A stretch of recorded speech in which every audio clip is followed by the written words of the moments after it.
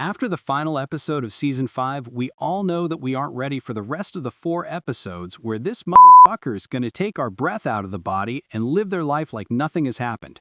So before they do, I came to train you guys from the earthquake.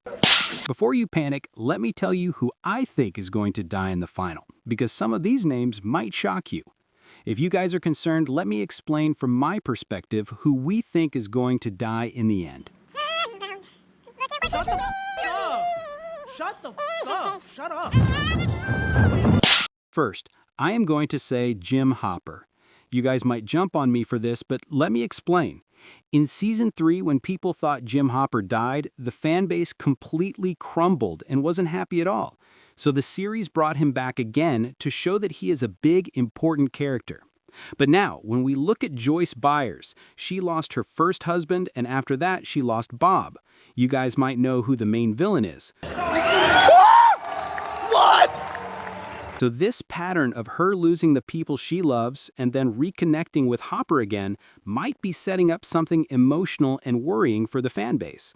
It feels like the show is preparing us for a heartbreaking moment.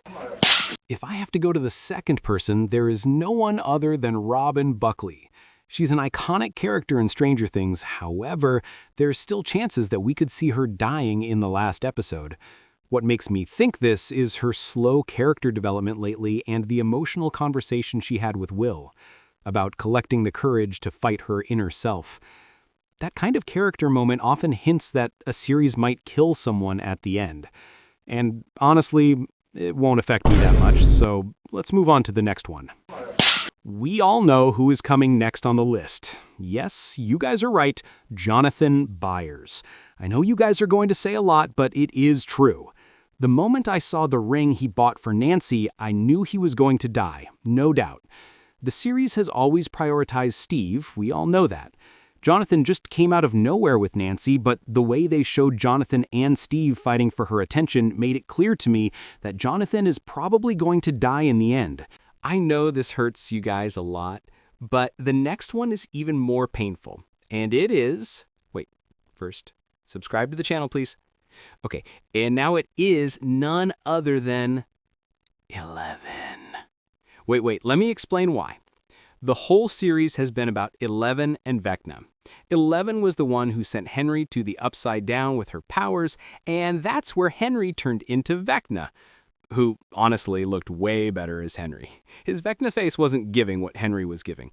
But anyway, we're not going there.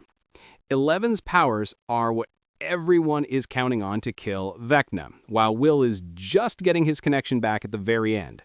Vecna has been trying everything to control the real world using powers like 11's and experimenting on the 12 kids he took from that messed up army.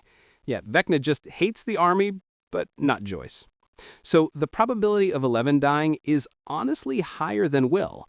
And if you ask why not Will, because he also has powers, well, Hopper himself said in an interview that Will was the one who cried a lot at the end of the episode.